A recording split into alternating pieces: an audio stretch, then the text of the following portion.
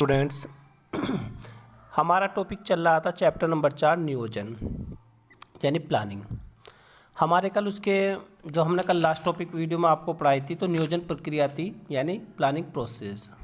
आज का जो टॉपिक है वो है नियोजन के प्रकार। नियोजन दो प्रकार का होता है, एक तो सिंगल प्लान होता है और एक होता है स्टैंडिंग प्लान। अब इसमें क्या है, इसे विस्तार पूर्वक पढ़ते हैं बेटा, क्योंकि सिंगल प्लान योजना वह योजना होती है जिसमें एक ही बार प्लान बनाया जाता है, उसमें बार बार चेंज नहीं किया जाता। स्टैंडिंग प्लान वह प्लान होता है यानी स्थायी योजना जिसमें बार बार चेंजेस परिवर्तन किए जाते हैं। अब इसे डीपली विस्तार पूर्वक देखते हैं इस टॉपिक में जो बताया गया है। नियोजन के प्रकार। योजनाएं कार्यान्वयन में किस तकनीकी विधि का प्रयोग करेंगे तथा योजनाएं क्या प्राप्त करना चाहती है के अनुसार योजनाओं को विभिन्न प्रकार में बांटा जा सकता है।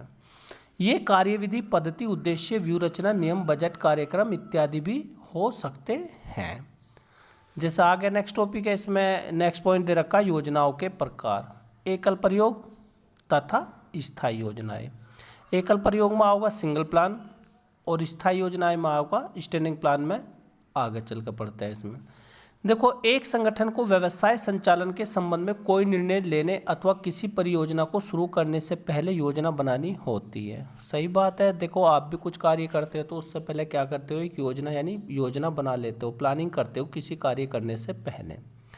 योजनाओं का प्रयोग व नियोजन अवधि की लंबाई के अनुसार बहुत से प्रकारों में बांटा जा सकता है। अब बात आती है कि हमारा वर्क कैसा दीर्घकालीन है, शॉर्टकालीन है, उसके अनुसार प्लानिंग भी हमें करनी पड़ती है। कुछ प्लानिंग ऐसी होती है शॉर्ट टर्म पीरियड के लिए होती है, कुछ प्लानिंग होती है जो लॉन्ग टर्म पीरियड के लिए होती है। प्राय कुछ योजनाएं अल्पकालीन होती हैं तथा व्यवसाय संचालन के लक्ष्य प्राप्ति में सहायक होती है।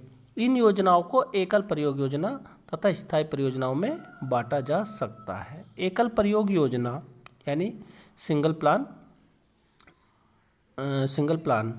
इसमें क्या है बेटा कि इसमें प्लान जो है एक ही बार, आपकी जो प्लानिंग होती है वो एक ही बार कर ली जाती है, फिर बार बार उसमें परिवर्तन या चेंज नहीं किया जाता है। देखो आगे पढ़ते हैं। एक एकल प्रयोग योजना को केवल एक बारी की घटना अथवा परियोजना के लिए विकसित किया जाता है।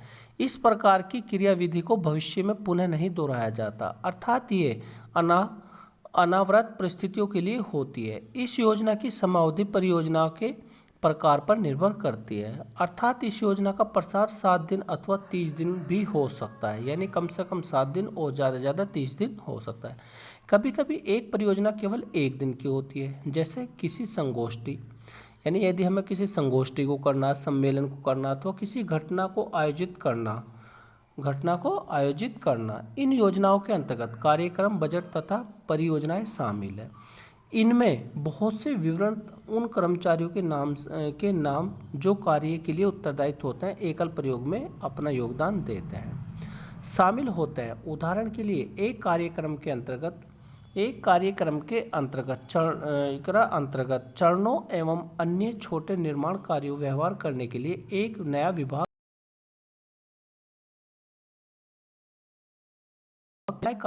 कार्यक्रमों की भांति होती है, लेकिन इनके क्षेत्र व जटिलता में पर्याप्त अंतर होता है। एक विशेष अवधि के लिए एक बजट, व्यय और आगमों व आय का विवरण होता है। एकल प्रयोग योजना वैसे जो सिंपल साधारण शब्दों में देखा जाए तो सिंगल प्लान योजना वह प्लान योजना होती है जो शॉर्ट टर्म किसी कार्य करने के लिए हम एक बार योजना प्लानिंग करते हैं। इसमें बार बार हमें कोई परिवर्तन या चेंज नहीं करना पड़ता है। जैसे संगोष्ठी के लिए हमें कोई संगोष्ठी करनी तो उसके लिए 1 दिन की प्लानिंग हमें काफ़ी होती है। इसे नेक्स्ट टॉपिक दे रखा स्थायी योजना। स्थायी योजना का प्रयोग एक समय अवधि के दौरान नियमित रूप से घटने वाली क्रियाओं के लिए किया जाता है। इस योजना को यह सुनिश्चित करने के लिए अभिकल्पित किया जाता है कि एक संगठन का आंतरिक प्रचलन सही प्रकार से किया जा रहा है। इस प्रकार की योजना प्रमुख रूप से दिन प्रतिदिन के निर्णय में कार्यकुशलता को बढ़ाता है। यह योजना सामान्यतः एक बार विकसित की जाती है, किंतु आवश्यकता पड़ने पर सामान्य अनुसार व्यवसाय की आवश्यकताओं की पूर्ति के लिए इसमें संशोधित किया जाता है। देखो इन्होंने क्या कहा, प्लानिंग तो एक ही बार की जाती है, पर इसमें बार बार जो है समय के अनुसार यानी कि परिस्थितियों के अनुसार या व्यवसाय के अनुसार हम उसमें परिवर्तन चेंज भी करते रहते हैं, संशोधित करते रहते हैं। स्थायी योजनाओं के अंतर्गत कार्य विधि, नीतियों और व नियमों को शामिल किया जाता है। नीतियाँ स्थायी योजनाओं के सामान्य प्रकार हैं जो एक निश्चित परिस्थिति जैसे एक शैक्षिक संस्थान की प्रवेश नीति के प्रति संगठन के प्रत्युत्तर को विशिष्टीकृत करती है। वहीं कार्य विधियों द्वारा विशेष परिस्थितियों में अपनाए जाने वाले कदमों की विवेचना की जाती है। इन विधियों द्वारा वह तरीका उपलब्ध कराया जाता है जिसमें किसी कार्य को कार्यान्वित किया जाता है। नियमों द्वारा स्पष्ट तौर पर बताया जाता है कि निश्चित रूप से क्या करना है, जैसे एक विशेष समय पर कार्य का प्रतिवेदन देना। योजनाओं के प्रकार भी हैं जिन्हें एकल प्रयोग अथवा स्थायी योजना के रूप में नहीं बांटा जा सकता। सामरिक नियोजन तथा प्रबंधन एक भाग है। व्यू रचना यह एक उच्च स्तर के प्रबंध द्वारा बनाई सामान्य योजना। व्यू रचना बोलते हैं स्ट्रेटजी, यानी किसी भी कार्य को जो उच्च स्तर का जो प्रबंधक होता है, जो उस कार्य करने के लिए पहले से ही स्ट्रेटजी यानी रणनीति बना लेता है, जिसके द्वारा संसाधन आवंटन की रूपरेखा, व्यवसाय का वातावरण, प्राथमिकता तथा प्रतिस्पर्धा को ध्यान में रखा जाता है। सामान्य तौर पर उद्देश्यों का निर्धारण उच्च स्तरीय प्रबंध द्वारा किया जाता है तथा समग्र नियोजन के लिए मार्गदर्शन होता है। इसके पश्चात प्रत्येक इकाई समग्र संगठन लक्ष्यों को ध्यान में रखकर अपने उद्देश्यों का निर्धारण करती है। एकल प्रयोग व स्थायी योजनाएं प्रचलन नियोजन प्रक्रिया के ही भाग हैं। इस आधार पर कि योजनाएं क्या प्राप्त करने के लिए बनी हैं, अतः योजनाओं का उद्देश्य व्यू रचना, नीति, प्रक्रिया, विधि, नियम, कार्यक्रम तथा बजट के रूप में बांटा जा सकता है।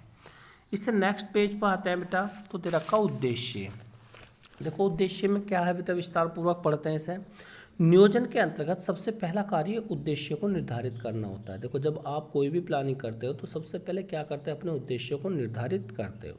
प्राय उद्देश्य प्रबंधन का वह गंतव्य स्थान है, गंतव्य बोलते हैं जहाँ जो उसे काम करना है, यानी जहाँ उसे जाना है, जिस काम को उसे निर्धारित करना है, जहाँ भविष्य में उसे पहुँचना होता है, उद्देश्य के किसी संस्थान के आदि है तथा जिन्हें प्रबंधन अपने प्रयासों से प्राप्त करना चाहता है, वे अंत है। अतः साधारण तौर पर यह कह सकते हैं कि एक उद्देश्य वह है जिसको आप क्रिया के अंत परिणाम के रूप में प्राप्त करने के इच्छुक हैं। अब आगे चलते हैं। उदाहरण के लिए एक संगठन का उद्देश्य अपनी बिक्री में 10% वृद्धि करना हो सकता है। एक संगठन यानी पूरे संगठन का उद्देश्य क्या है, बिक्री में 10% वृद्धि करना तथा व्यापार को नियोजित पूंजी की 20% संचुलित लाभ प्राप्त करना चाहते हैं, यानी उधर तो 10% वृद्धि करना चाहते हैं और 20% लाभ कमाना चाहते हैं। वे नियोजन का अंतिम लक्ष्य प्रदर्शित करते हैं। इन उद्देश्यों की ओर ही प्रबंधन की अन्य क्रियाएं भी निर्देशित हैं, जिन्हें संस्थान के उच्च स्तरीय प्रबंधकों द्वारा निर्धारित किया जाता है और वे विस्तृत तथा